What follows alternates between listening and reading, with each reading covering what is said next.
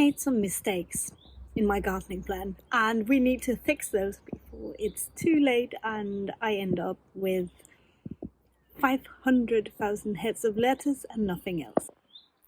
When I was planning my garden, I was completely unaware, I think, of how much growing space 20 raised frames would be. And these frames are 120 centimeters by 80 centimeters, and they are pallet frames. For some reason, I put down in my garden planner that I was going to sow an entire one of those with lettuce. I wanted to succession sow the lettuce, so I think that might have been why I put down an entire bed for it. But there's no way we can eat that much lettuce, and even if we could, I want to grow some other stuff besides lettuce. So we need to go back in and configure the garden plan. I want to jot down a few of the things I actually have sown, and I want to think through again where I want to put what and how much of it. Let's dig into my garden planner. I bought this book along with a few other books by these authors. It's not much use to many of you because it's in Danish, but it is very practical for me because it's all about our local climate and when you can do what and what grows well and all that. They practice organic gardening. They don't do things entirely as I want to do them, so there will be some differences, but I'm very inspired by their works. This is an almanac. This goes month by month, showing you, sort of highlighting the most important tasks, and then in the back section, all of this are just blank pages where you can keep your own almanac or do whatever you want basically. And I have drawn our garden. This is sort of a bigger layout, and I've noted some of the varieties we've planted around, and I've already noticed a mistake right here because we have 6 boxes, not 4. Obviously I drew this before we knew we could fit 6. But this is the garden plan for this year in the raised beds. It's obviously all in Danish, so you probably won't understand it, but let's turn around and note some things in here. I want to make a note right here.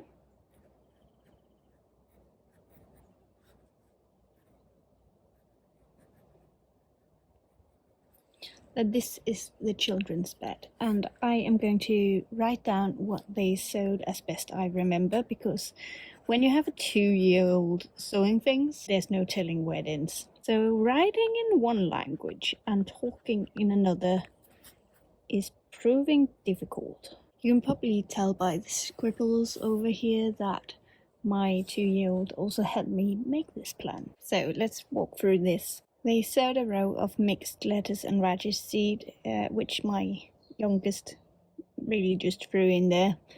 And then they had a row of lettuce and a row of radishes, and then they sowed a row of early carrots, and then they sowed a row of beets. Those were the things they picked out from the seeds I gave them to choose from. Now these 2 beds are going to be herb beds, and I am going to transfer many of the herbs we have currently in the small greenhouse to these beds. And this bed right here is one of those problem beds, because this bed was dedicated to the lettuce. I don't know what I was thinking. With a row of lettuce or 2 in the boys' bed, I only really think we need 1 more. These go this way, and the other ones will go the other way. With the other one I thought would be an issue. This one, spinach. We have a full bed as well dedicated to spinach. I would like to sow a lot of spinach and preserve it, aka blanch it and freeze it, because we love using it during the winter as well. But I think 1 bed of it will be too much, since it's also a crop we can grow in the fall, and we can sow some that will come early next spring. So we are going to put spinach here with the lettuce. I think that's all for that bed, because I'm not quite sure on the spacing, and if I fit another row, I can fit another row, but I won't plan more than I know I can get in there. So I've already planted the onion and carrot beds, and I'm just going to write in how they actually are. Oh, and now again, writing in one language, talking in another, very difficult. I have a row of onions, and then I have a row of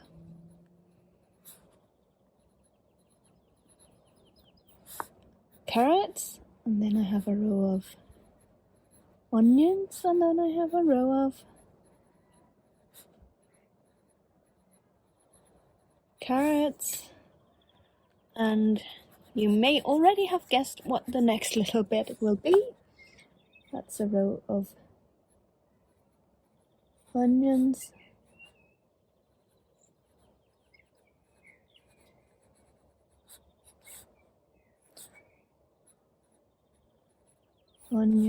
and carrots. So now we know what's actually in those. Those have been planted. Let's give them a tiny check mark to know that they have been planted. This has not yet been planted. I'm not sure if I'm going to use a bed for the pumpkins, because those pumpkins are supposed to get really, really big, the plants. And I have been pondering planting them a few different places in the back garden where they can sprawl. But I'm not sure if they will get enough heat. I will have to sort of ponder that a bit more. They can't go out yet anyway, so I have a few weeks to think about it. Then we have the leeks and spring onions. I hope you can see this, because I can't see if you can see it, and I know I'm making a ton of shadows as I write. We are going to dedicate a full bed to clump some corn. This is really just for fun. It's for my boys. They wanted to plant corn, so they get to choose to do so. We're going to use 2 beds for squash, is what I've written, but squash is the Danish name of zucchini. We have 1 bed for tomatoes, and 1 for cucumbers, 1 for peas, and another 1 for tomatoes. And we have 2 beds for cabbages and 1 dedicated to fennel. And that leaves me with a spare bed. I have plenty of onions, and we love using onions, so I would love to put some more onions in. Yeah, I think we should switch these two. See, this is why I use a pencil and an eraser, because I change my mind all the time. I need to think through this on paper, and I need to do it in a way that I can change my mind. So we are going to make 1 more bed of onions and carrots, and we should probably plant that. And over here we have to remember to put in our leeks and spring onions. It's my first year really keeping a garden journal this way, and I probably should add dates for when I planted things and make it much more refined. But right now this works. I do keep a journal just for personal use, where I write down when I planted what. So if I really wanted to know, I can go back through that and look. But right now this works, and I don't want to make it too complicated, because life can be complicated enough. And I need to keep this simple for my own sake. And this is really simple for me to do. It's so easy to erase something when I figure out a better way to do it. And I really think another bed of onions and carrots would do as well. We have a ton of seeds for both, and we love eating both, so it makes perfect sense to grow more of it, in my opinion. I'm also thinking about ways to sneak in some plants here and there. If I get some empty space, I can sow little lettuce there. If I get some empty space, I can drop in some radishes. We don't eat a ton of those. Those are mostly for fun. Honestly, I could have grown radishes on top of the carrots, because it takes a long time for the carrots to germinate, and radishes are very quick. But I think I'm just going to keep the radishes to a minimum. I think we will have plenty with the ones the children sowed. I think this is a good plan for this year. If you're enjoying these updates, and if you're enjoying all of these videos and my rambling, please subscribe. And if you know someone who might enjoy them as well, please tell them about them.